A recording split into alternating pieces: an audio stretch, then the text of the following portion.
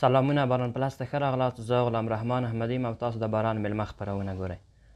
دغه خپرونه کې تل راسره د افغانستان نامتو څېرې میلمانه وي. نن هم راسره د حق او عدالت ګوند مشر ښاغلی ډاکټر معین ګل څمکنی میلمه دی. څمکنی صاحب تاسو ته ښه راغلاست. مننه مزاد کې لره. څمکنی صاحب ژوند څنګه تېري له کارونو مصروفیتونو سره مو څنګه یې؟ نو مننه د لوی بخښونکي مهربان الله په نامه تاسو ته او ستاسو اوریدونکو او لیدونکو ته سلامونه او نیکې هیلې وړاندې کوم. نو د الله فضل دی تر اوسه پورې خو د خپل ژوند نه راضي یو، ښه تېرېږي. خوشحاله اوسئ. څمکنی صاحب ژوند مو چېرته پیل کړی؟ تولد مو چېرته شوی؟ نو زه خو خپله د پکتیا ولایت د څمکنۍ ولسوالۍ اوسېدونکی یم. نو تولد مې په پکتیا په مرکز ګردیز کې شوی دی. نو زده کړې مې همالته په څمکنیو بابا لیسه کې کړي دي. د هغه نه وروسته مې بیا 2 کاله خوشحال بابا کې کړي دي. همداسې سلسله پسې روانه وه. څمکنی صاحب که تاسو په کوم ځای کې مو زده کړې شروع کړي، کوم برخه کې مو زده کړې کړي دي؟ نو زه د طب ملیجوي په بخش کې مې زده کړې کړي دي په پخواني شوروي اتحاد کې. نو بعد له هغې نه چې کله را فارغ شو د ډاکټر نجیب الله په وخت کې، بیا مې 3 کاله په حیث د ډاکټر سرباز په یو نظامي روغتون کې دنده ترسره کړې ده. بعد له دې نه مې خصوصي شیان مخې ته بوړي دي. طبي مسایل مې پرېښودل، بیا مې سیاست ته مخه وکړه. ډېر ښه، کامیابه اوسئ. تاسو اوس د حق او عدالت ګوند مشر یې. کوم وخت هم داسې فکر کړی وي دې مقام ته برسئ؟ نو په ماشومتوب کې خو ټول ماشومان داسې نه دي چې په یو شان فکر کوي. ګرچې ما سیاست سره دومره ډېره زیاته نه غوښتل چې زیات پیوند پیدا کړم، خو بیا هم د حالاتو طبقاتو سره چې بدون د سیاست د یوې ټولنې رهبري دا به لږه ستونزمنه وي. نو بالاخره چې کله زه په ګوند کې شامل شوم، د حق او عدالت په د بنسټګرو په کنګره کې مې ګډون وکړ. په هغه کې زه د پکتیا د ولایت نه د مرکزي شورا غړی شوم، وروسته د هیئت رهبري ته راغلم. نو وشول چې بیا بعد له 2014 نه په لومړۍ کنګره د حزب کې ما ځان ونوموه. په هغه کې ما رایه ترلاسه کړه. زه من حیث د رئیس وټاکلی شوم. کله مو فکر وکړ چې یو ګوند جوړ کړي، علت یې څه و؟ نو کله چې موږ ملګرو په دې باندې چې ګوندونه ګرچې په افغانستان کې له بده مرغه ښه سابقه نه لري، خو موږ وویل چې د تیرو نه په زده کړې سره باید یو داسې سیاسي اډانه رامنځته کړو. دا نوم باید په هغه اول کې داسې نه ویل چې د ګوند نوم پکې ږدو، بل نوم پکې ږدو. خو چون د اکثریت او د اقلیت مسله وه، د رایې مسله وه، بالاخره په ګوند باندې رایه ورکړلی شوه. بیا مو د ګوند د حق او عدالت نوم ورته وټاکه، ځکه چې حق بدون د عدالت نه او عدالت بدون د حق نه دواړه سره نیمګړي دي. نو په دې اساس باندې مو د نظریه داسې راغله چې ټولنه که چیرې د اصلاح په طرف موږ بوځو، باید یوې داسې یو نظریات ځوانانو ته وړاندې کړو چې هغوی د خپل ملک پر راتلونکي باندې ډېر ژور فکر وکړي او راټولې کړو. تاسو نام خو د ځوان یاستئ، یا د مستۍ، ماشومتوب، د لا ځوانۍ شېبې مو تېرې شوي دي. د ژوند پړاو کې کومه شېبه، د ژوند کوم پړاو تاسو ته ډېر خوندور و؟ نو ستونزې خو په ژوند کې هم وي، ځکه ژوند هم داسې دی لکه د بطرۍ مثبت و منفي، هم به خوشحالي به هم پکې وي، هم به غم پکې وي. هر انسان باید دواړو ته متوجه وي او چمتو وي. نو تر ټولو ښه شیبه مې هغه وه چې کله ما ډیپلوم واخیستو، زه په دې پوه شوم چې زه اوس د ټولنې د خدمت دپاره مې یعنې یو کامل سړی شوم. او بده پیښه مې هغه وه چې کله مې په 1958 کال کې زما عمر هماغه وخت کې د 14 کالو و چې ادې مې شهیده شوه. دا مې د ژوند ډېره ترخه خاطره ده. ډېره مننه څمکنی صاحب. د لاسته راوړنو په اړه مو راته ووایئ، څه مو کړي دي، ولس ته مو څه کړي؟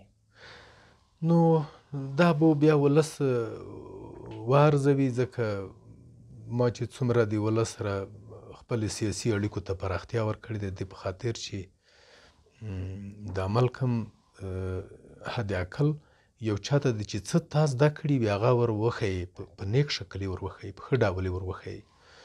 نو همدا دی چې ما سیاست چې غوره کړو په دې کې اوس څو کاله کېږي چې زه د ګوند په ریاست کې یم. نو بدون د سیاست نه د ټولنې هغه بافت چې کوم دی هغه ماته ډېر مهم دی. په هغه باندې ما ډېر ژور فکر کړی دی او په دې اساس شرایطو کې چې کله امریکایانو افغانستان پرېښودو اشغال ختم شو نو یو تعداد خلکو افغانستان پرېښودو. نو زه دا عقیده نه دی چې افغانستان باید څوک پرېږدي. موږ د شاهدان یو چې ورځ تر بلې د هېواد نه ځوانان وځي بهر هېوادونو ته ځي. علت یې څه دی؟ باید څه وشي چې ولاړ نه شي خپل هېواد کې پاتې شي؟ نو دا طبیعي خبره ده چې د انقلاب چې کله منځته راځي لکه د اوس چې په 14 د اګست باندې رامنځته شو دغه د ځان سره مثبتې او منفي پایلې خامخا لري. نو هغه ساختار د حکومت چې و هغه مطلق د منځه لاړو او دلته د بهرانیانو له اړخه په موږ باندې بندیزونه ولګېدل. حکومت مو په رسمیت نه پیژني. نو دا دلته د کار زمینه د اقتصاد دغه مو هم سره تس نس شو. نو بالاخره ځوانان اړ شول چې د خپل د ژوند د بقا دپاره دوی نورو هیوادونو ته مخه کړي او که چیرې په خپل هیواد کې دا ستونزې ورته حل شي زما په فکر دوباره به خپل موږ هغه ځوانان چې لاړ دی به بیرته راشي او دا کوم چې دي هغوی به هم دا نیت ړنګ کړي چې دوی بهر لاړ شي. نو ستونزې خو ډېرې دي. چا د تحصیل مسله وای چا د کار مسله وه څوک په سیاسي فکر کې و چې وبه ځورولی شو. خو له نیکه مرغه کله چې اسلامي امارت اعلانیږي په اولین اقدام یې دا و چې دوی عفه شرعي عفه اعلانوي. نو په همغې نه ډېرو خلکو ګټه واخیسته. بالاخره په خپل هیواد کې پاتې شول په لهندۍ سره ونه وتل. بلکل. څمکنی صاحب یو څو پوښتنې کړم په لنډ الفاظو کې به راته ځواب کوئ. واده مو کړی؟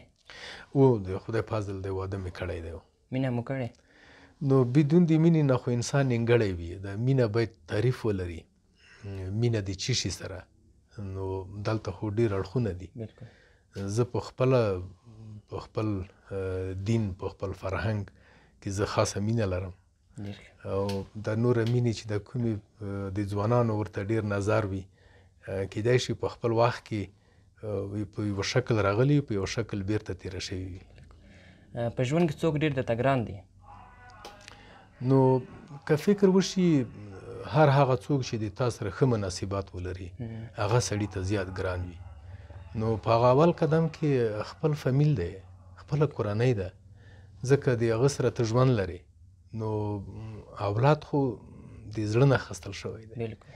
نو اولادونه دي هغه چې څوک دي همداسې تاسې موږ معنوي اولادونه یې موږ ټول راته ګران دي. خوشحاله اوسئ ورسره. په هغه دنیا کې غواړئ چا سره ژوند وکړئ؟ نو دا خو به په همغه وخت کې معلومیږي چې کله د الله تعالی د ټولې نړۍ د مخلوقاتو البته قاضي هم دی قاضي به وي د نظام تله به ایښودل شوي وي. زموږ محبوب پیغمبر به د مسلمانانو شفاعت کوي. 18,000 کامه به ولاړ وي په هغه کې به نو هر هغه څوک چې د جنت په طرف سوکیږي هغه به طبیعي ده چې هغه به ډېر خوشبخته انسان وي او که څوک د دوزخ په طرف ځي هغه به هلته لاړ شي. خو موږ او تاسې مسلمانانو دا عقیده ده چې موږ به جنت ته بالاخره ځو.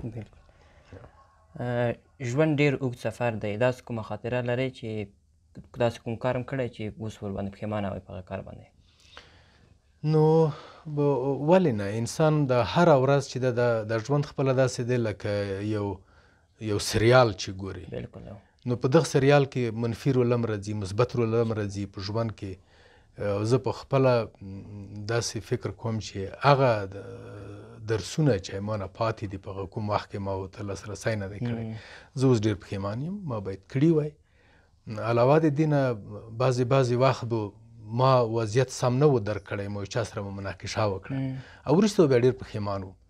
نو هماغه به څوک چې هغه موقع به وه هغه موقع به بیرته راتله نه او په هغه پسې زه اوس هم خفه یم او بیدي وي دا ځوانان هم موږ د هغه غلطۍ ونه کړي. هر څه باید یو ورې دقیق په پوه شي بعد له هغه نه بیا هغه کار وکړي.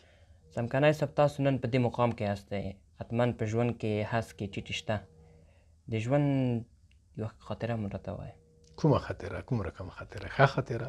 ښه خاطره مې راته بدې خاطرې نو هغه خاطرات خو د حد نه زیات دي چې ښې خاطرات دي، ځکه زه مثبت فکر کوم، زه ډېر منفي فکر نه کوم. هر هغه څوک چې وي، که مانه مشر وي که مانه کشر وي، زه هغه ته ارزښت ورکوم، ځکه هغه اول خو اشرف المخلوق دی، بیا زما هېوادوال دي. نو کله هغه څه چې یو څوک مریض وي او ته کومک ورسره وکړې، هغه زما ټولې ښې خاطرې دي. ما داسې ډېرې کړي دي چې زما له بابته د الله په همکارۍ یو څوک د فزیکي مرګ نه ما ژغورلی دی، هغه د ما ټولې خاطرې دي. کورمدان، تاسو مخکې یادونه وکړه چې سیاست پلوه یې، د هېواد د دریو سیاستمدارانو نومونه واخلئ، تاسو ډېر ګران وي. نو سیاستوال خو هر څوک په خپل ځای کې په خپل وخت کې ډېر ارزښت لري. نو هغسې سیاستوال چې هغوی په فکري لحاظ موږ ته د منلو وړ دي، هغه احمدشاه درانی دی. احمدشاه بابا د ټولو افغانانو یو بنیاد ایښودونکی و چې موږ ته سیاسي پولې را جوړې کړې. میرویس نیکه ماته ډېر ارزښت لري، ځکه هغه لویه جرګه دایره کړه، په هغه کې د افغانستان ډېر خطوط تعیین کړل. د هغه نه وروسته بیا غازي امان الله خان چې د ملک یو سپېڅلی شخص و، دا چې د نړۍ استخباراتو دا تحمل نه کړو، دا بیا بېله مسله وه. بیا سردار محمد داود خان و شهید چې هغه د ما دپاره ډېر د منلو وړ و. بیا خدای بخښلی ډاکټر نجیب و چې هغه د ما دپاره ډېر د منلو وړ و. او بل ملا محمد عمر مجاهد امیر المؤمنین چې هغه ما ته هم د منلو وړ دی. شاعري سره څنګه یې؟ چا شاعري لولئ؟ نو شاعري خو رښتونې سره یو ځان ته علم دی، خو ډېر زه بیا د خوشحال بابا او د رحمان بابا شاعري مې ډېره خوښه ده. خو په د نوي نسل کې بیا مې د ببرزي صاحب شاعري ډېره خوښه ده، ځکه د وخت شرایطو سره برابره شاعري کوي. کله کله موسیقي اورئ؟ که یې اورئ، د چا اورئ؟ خو موسیقي خو زه اورم، ځکه بې موسیقۍ نه غیر ممکنه ده. ډېر ماته بیا محلي موسیقي چې هغه د لویې پکتیا موسیقي ده، هغه ماته ډېر خوند درکوي، ځکه په هغه کې بیا شوری موږ ورته وایو، اتڼ، دا ماته ډېر خوند درکوي، ځکه چې دا موږ یو د کلتور یوه برخه ده. او په هغه کې بیا یو څه نه څه سړی د ټولو ستړیاو د رفع کولو دپاره موسیقۍ ته اړتیا لري، خو موسیقي باید صوفیانه وي. څمکنی صاحب څومره هېوادونو ته مو سفرونه کړي؟ نو هغه خو ډېر دي هېوادونه، ډېریو اسیا او اروپا ته ما ډېر سفرونه کړي دي. نو که اوس یې موږ یاد کړو، کیدای شي تر 80 پورې سفرونه مو کړي دي. د دې دردلي ولس لپاره څه پلان لرئ راتلونکي کې؟ نو د موږ ټولنه چون یوه سنتي ټولنه ده او د دې په څنګ کې په افغانستان کې ډېر زیات قومونه ژوند کوي، د دې دپاره چې موږ یو ملي یووالی رامنځته کړی وي. په د اوسني عصر غوښتنه هم دا ده چې په د کور دننه چې څو موږ داخلي مشروعیت ترلاسه کړو، په کار دا ده چې موږ یو ملي کنفرانس دایر کړو، په هغه کې بیا اجنډا د لویې جرګې دپاره جوړه کړو چې په هغه کې ټول قومونه، ټول اصناف او اکناف راشي، تر څو پورې چې په لویه جرګه کې موږ بیا هغسې تصمیمات ونیسو چې د نړۍ دپاره یې موږ بیا په میز کېږدو، چې دا موږ د افغانانو غوښتنې دي. نو د دې دپاره غواړم چې ډېر کار وکړم. کامیابه اوسئ. د خپرونې د پای شېبې د لیدونکو اورېدونکو څه پیغام لرئ ورته؟ نو د ما یو شخصي شعار دی چې زه دایم هغه کاروم، هغه دا دی چې که څوک ګران افغانستان ته خدمت نشي کولی، نو خیانت یې ما ورته کوي. دا زما ټولو ته پیغام دی. دوی دې په هر وخت کې صبور اوسیږي، دوی د شرایطو ته په کتو سره د ملک او د ګاونډیانو، د ورهاخوا ګاونډیانو په مورد د فکر وکړي، زر د تصمیم نه منسي، تصمیم کې د لږ دقت نه کار واخلي، مشورې د ملګرو سره ولري. ډېره مننه. د حق او عدالت ګوند مشر ښاغلی ډاکټر معین څمکنی، له تا مننه چې وخت یې راکړ. قربان مو شم، خدای مو عزت کړي، در هر وخت راشئ. ډېره مننه. درنو لیدونکو، دا وه د دې اونۍ خپرونه چې ما غلام رحمان احمدي ته وړاندې کړه. تر بلې خپرونې مو په پاک رب سپارم. هر چېرته چې یاستئ خوښ او خوشحاله اوسئ. الله مو مل شه. له لیدلو مو مننه.